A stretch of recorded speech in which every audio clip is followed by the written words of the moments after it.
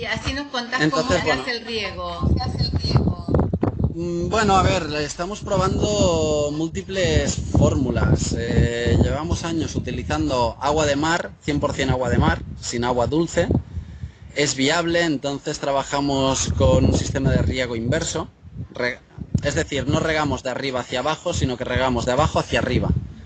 Para poder controlar el grado de salinidad del terreno, va en función del tipo de terreno, más bien del poder de capilaridad de cada tipo de terreno.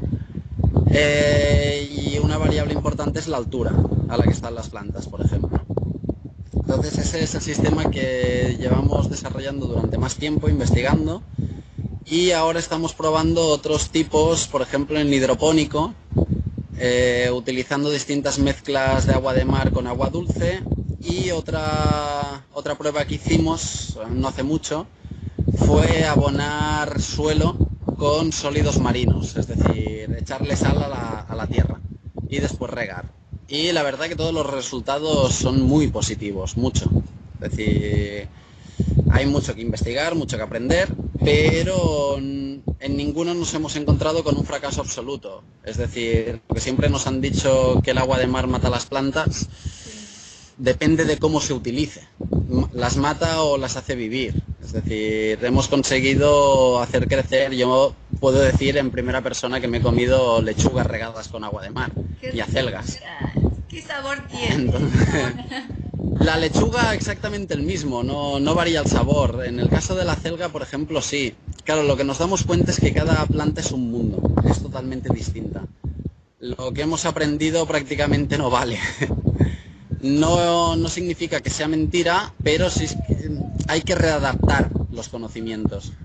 Entonces, por ejemplo, una acelga hemos conseguido acelgas saladas. En el caso de una rúcula, plantamos de la misma semilla de rúcula, exactamente igual, en este jardín de 3 niveles que te he mostrado. Teníamos 3 rúculas con crecimientos totalmente distintos y sabores totalmente distintos. Y era la misma planta y la misma semilla. Entonces, en función de la altura, de la salinidad del terreno, del estrés al que se somete la planta, en función de muchos factores, se puede alterar tanto el crecimiento como el sabor de la planta, pero no de todas las plantas, hay algunas.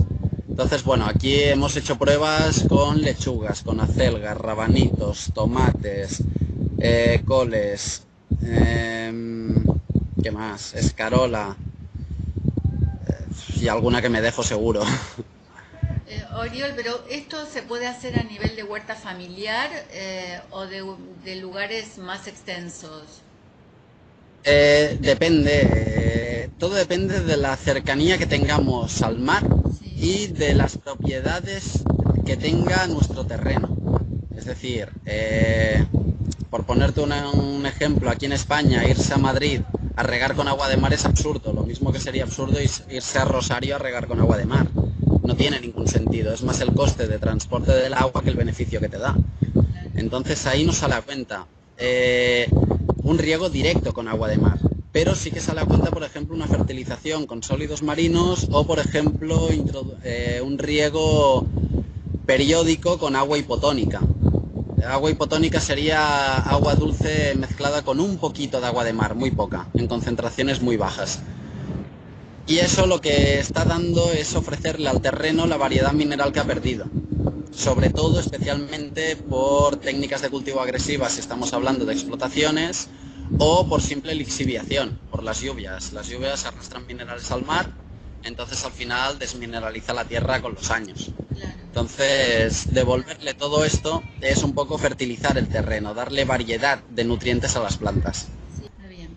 Bueno, entonces retomando, supongamos que una persona quiere en su huerta familiar, está cerquita del mar, ¿podríamos dar un pequeño consejo de qué cantidad de agua de mar tiene que utilizar para el riego? A ver, es muy variable. Mm, También depende de cada planta. Pero a ver, por norma general, si uno quiere remineralizar el terreno, y esto sirve tanto para los que están cerca como para los que están lejos, se puede hacer, por ejemplo, un riego semanal, más o menos. Sí, es que aquí también depende si es gota a gota, si es por aspersión, si es... Depende del tipo de riego que se haga. pero si no, por lo general, se puede utilizar una concentración de un 2-3% de agua de mar en agua dulce y eso lo tolera casi cualquier planta. Lo que recomendamos también es no regar, siempre que se utiliza agua de mar, regar a nivel de suelo. Es decir, que el agua no entre en contacto con las hojas. ¿Por qué?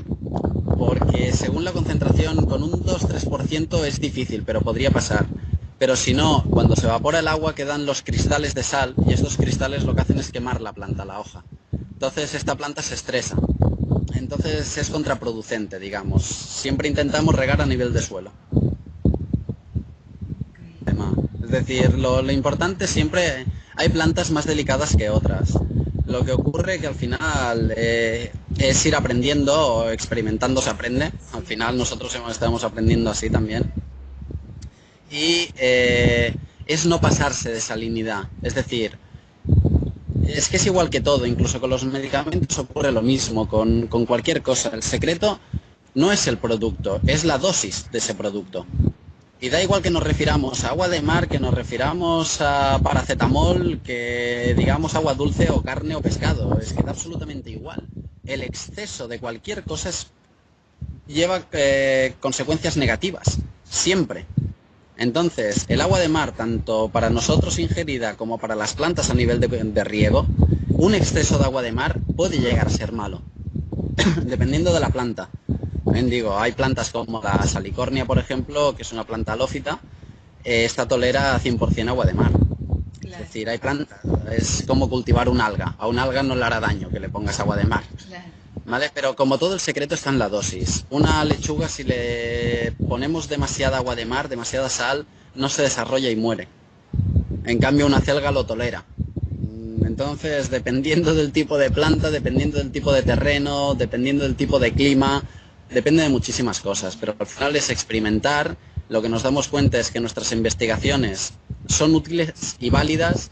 Aquí no significa que ya no sean válidas en cualquier otra parte del mundo, sino que tienen que adaptarse a las circunstancias, al entorno de ese terreno.